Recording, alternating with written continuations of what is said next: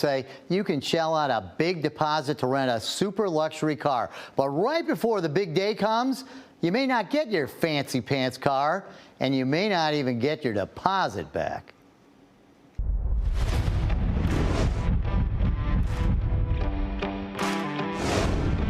I'm the most legit business you can see, as you see it right here. Sam Czar is not a felon. I'm not a felon. But some customers of his luxury car rental and limo business say he won't give them back their deposits. I gave you $6,000. I want it back. Some say he tricks them out of the fancy pants cars they reserved right before their events. We're sorry you can't get the Rolls Royce because it's been in an accident. Some say he changes his company name to baffle them. How many times have you changed your name here? Not your business. Some say his employees run defense, protecting Sam. He needs to call me today. If he don't call me today, then y'all go talk to my lawyer after that, and that's just that. And when they do get to talk to Sam, some say he's just mean. He starts yelling and screaming, and he wants to fist fight with me. But whatever you say about Sam, don't say he's a felon, because he's not. You were convicted of 8 felonies. Yeah, but now I am not. I'm not a felon. And why he's not a felon might surprise you. Dewey got married last summer. He reserved a fancy ride as a surprise for his new wife. So we booked a Rolls-Royce Phantom that they had available, and on the day before the actual wedding, they told me that the car got in an accident. They offered to switch Dewey to a Cadillac Escalade, but come on, he didn't want that. So they promised to return his deposit back, $923. Here's a receipt on the rolls that they didn't have for his wedding day, but he never got his deposit back. Dewey went to Dream Luxury Cars Southfield office several times, was always promised his deposit back, but Sam was never there to get it to him. Looking like he don't have the intent of doing it. No, we're gonna pay you. You didn't use the service, you're gonna get your money. But he hasn't. JJ reserved a Bentley, put down $1,500 to hold it for last year's 4th of July weekend. The morning of, she called me and told me that the vehicle had been in an accident. And so I had to pick between 3 other vehicles that were on the lot. Boy, another accident, day before the event. She took a different car, this Corvette. She ended up paying the exact same amount as the Bentley. Her $1,500 deposit was supposed to be returned to her when she brought the car back. But one of Sam's employees told her, I don't know what to tell you. I'm sorry. I don't have your money. Sam does, and he's out the country. So she sued and won and hasn't been paid a dime. Patrice got the last-minute, it's been in an accident excuse when she rented a Rolls for her daughter's prom. She was offered an Escalade as a switch, but turned it down. She got her $1,500 deposit back, but says it wasn't easy. And I was kind of teed off because I'm like, if we gave you cash, you give us cash back. Hafez reserved a Mercedes for his son's wedding, but last minute, They said that Mercedes is not available at the shop for repairs. Then they give him a Corvette instead. Now the Corvette was empty of gas, no AC during summertime. Hafez returned the Corvette after the wedding and says he mentioned to a worker they were disappointed in the replacement vehicle. She called the owner, Sam. He came over with the really angry face. Hafez, who's about 5'7", was now confronted by Sam, who's 6'4".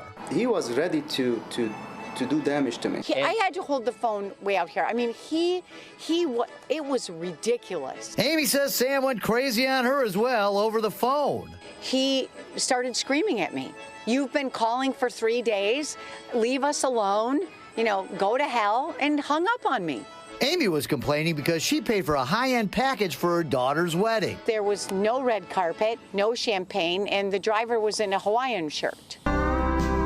And she says the driver kept bothering the bride. Where's my tip? Where's my tip? Where's my tip? Amy tipped him $250 to shut him up.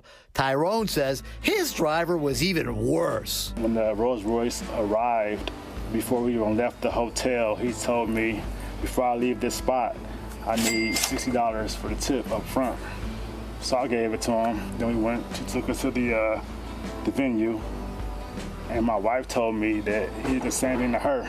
The old double-dip tip trick. Worse than that, the couple says they were stranded when the car they reserved never showed up after the wedding. They had to bum a ride from their venue in Shelby Township to Metro Airport. We pay for services and had a contract in place, and this company just totally disregarded us as a customer. Speaking of stranded, so you got abandoned on your wedding. Bandit on my wedding night.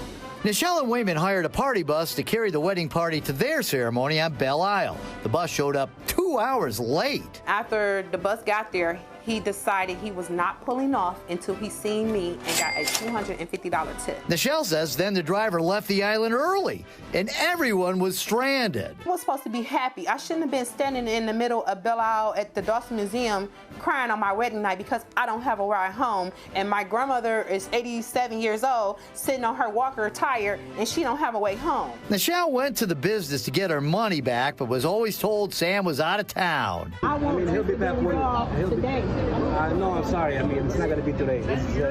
You need to call him and explain to him exactly what I said. I'm gonna talk and he needs to call me today. He don't have to absorb it, but I need a call from him today. Finally, there's Sifian. I have receipts from Dream Luxury and Luxury Limousine. Both same guy. Sifian got 3 cars for his wedding. He says Sam demanded a $6,000 payment for the cars plus a $6,000 deposit. Sifian's cousin paid the deposit, but after the wedding, they say the deposit wasn't returned. Sifian texted, "Sam, this is haram," which means shameful in Arabic. "This is my life we're talking about. $6,000 is no joke. Call me."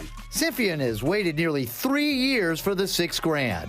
His lawyer sent letters, which Sam ignored, and Sifian's been locked out every time he's gone to the business. There's a buzzer, so you can't even get in without somebody buzzing you in from the front door, let alone getting into the office. So why luck out when I see Sam in the parking lot one day? Hi there, Sam. How you doing? Rob Walter from Fox 2. Are you running like a bait and switch with some of these cars?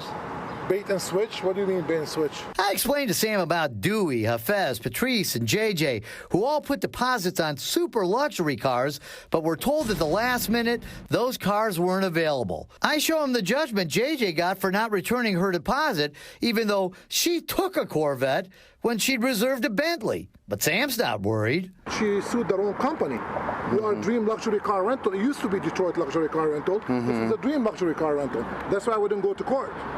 Okay, but it's the same company. No, it's not the same company, sir. Sam doesn't really seem concerned about this customer, so I mentioned some others. I think you're mixing me up with somebody else, my friend. I don't think so. Well, okay. They all say they talk to Sam. Well, okay. They come here and they talk to people and they say you got to talk to Sam. I'm not the only Sam. And just for the record. But this place, you've been here for how long? How long have you been? I've been here for about since 2013. Okay. Sam denies switching out cars at the last minute for no reason. He denies not paying back deposits for no reason. He claims he doesn't need the money. I am the largest luxury car rental in Metro Detroit. I'm the only crazy dude that put almost $10 million worth of cars in Detroit every night.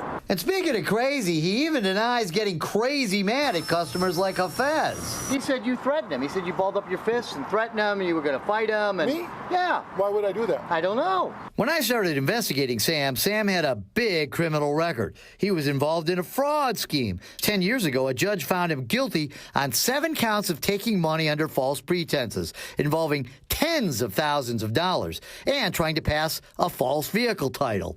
8 felonies that suddenly disappeared from his record. I took advantage of Governor Whitmer, the law that she passed, if somebody one time in his life do a mistake, whatever, I was a model, and you're not even allowed to talk about it.